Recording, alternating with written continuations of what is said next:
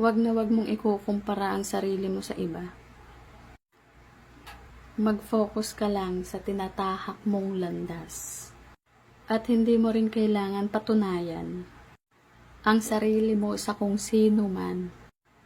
Ang gusto ko lang, magkaroon ka ng pagbabago sa pagkatao mo.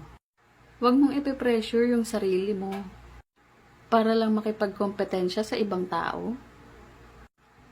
Mag-focus ka kung saan ka uunlad at kung saan ka magiging masaya.